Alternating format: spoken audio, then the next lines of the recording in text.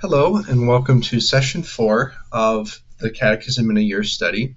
In this session, we will be going over the content from paragraphs 724 through 964.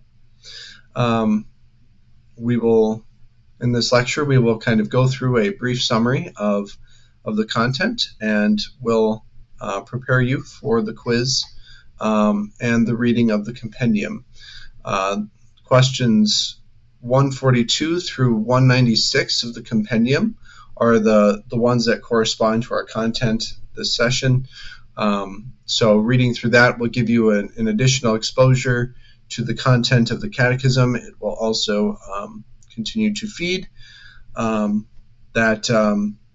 retention and dictate it to memory. So the Christian people are wont to forget about the role of the Holy Spirit. We like to group what is human separately here from the divine there, or amongst us, if you will, because the kingdom is here. On the contrary, Augustine says, God is more inner than our inmost being, and even now we participate in the kingdom of heaven. So, in a real sense, though humanity and divinity are not separated, at least not since Christ. Although to us, both corrupt and finite creatures, we can only seem to assume God is utterly other, totally without us, that we often forget that God resides in us, if not also in some way before, then certainly after baptism and confirmation. However, God is already at work in us, and given what we know about what Jesus accomplished, we know beyond any doubt that this is a work of salvation as well. In many ways, the Holy Spirit completes and/or carries on what Jesus accomplished in his life, death, and resurrection by animating, sanctifying, and building the church. The church refers to those baptized in faith, and is sometimes given different names.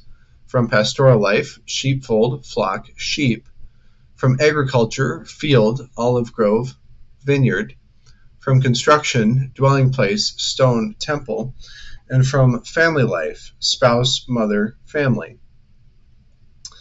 The church, or people or children of God, originates only in God's eternal plan, from the beginning into eternity. Within what is visible, there is a divine, spiritual reality to the church. We are not saved in isolation, as though the Christian program is something only between an individual and God, but with others.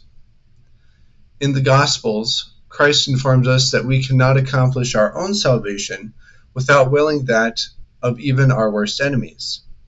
This can be understood and found in Matthew 6, 14 through 15, Matthew 18, 21 through 35, in the letter to the Colossians from St. Paul in chapter 3, verse 13, and others as well.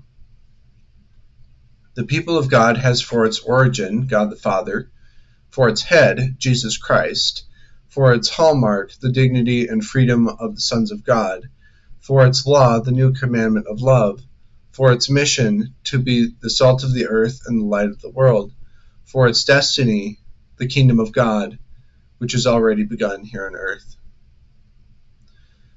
This can be read in Compendium 154. The church was directly and indirectly commanded to work for the salvation of all, and was given powers to do so. Within the context of this effort and the commands Christ gave, the apostles made the church institutional by appointing successors in their office, down to the present day. Over time, there came different expressions of the church's life: priests and deacons who share in the mission of the local bishop, the laity, who, in all honesty, have been here before the clergy were established, and then a special expression of ecclesial life called consecrated life. Through the centuries, the idea of consecrated life has been developed within the proper interpretation of Scripture and helped the Church to grow. Largely, the faithful can be seen as the undercover agents of Christ's mission, blending in with cultural norms where possible, and interacting directly in business and communities and so forth.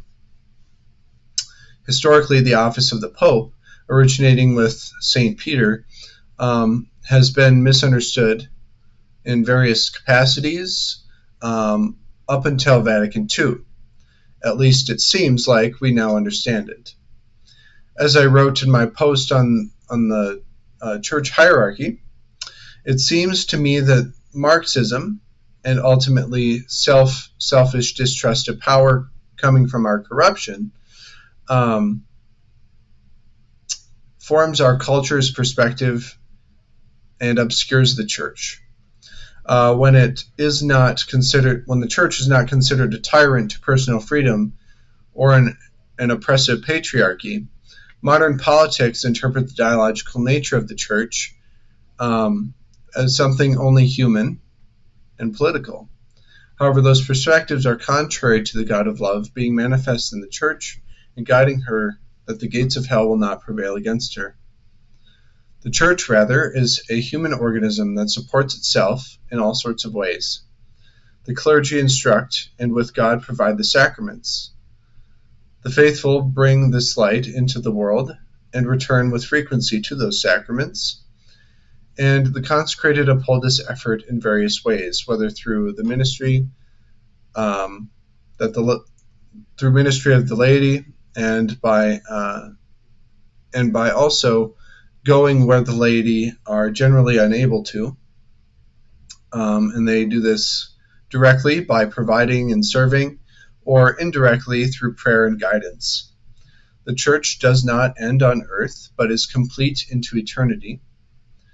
And thus the baptized find themselves a part of Christ's body, over which death no longer has any power. Saints, in their particular way, intercede for us in heaven, and thus participate in the earthly family. And the militant, those on earth, participate in the triumphant or the heavenly, through the sacraments, through prayer, and other ways as well. Every baptized is considered a member of the church, and even non-Christians are considered children of God insofar as they are made in God's image and proceed from God's original causality. Aspects of other religions that bear truth in some respects, in the measure that and in proportion that they bear that truth, they bear Christ himself, who is truth itself. And so you may continue now on to reading the compendium and the quiz, both of which will help add retention to the content, which can be somewhat obscure and abstract and hard to remember thereby. I'm praying for you. Hope you have a blessed time finishing this session and preparing for session 5. See you in session 5. God bless.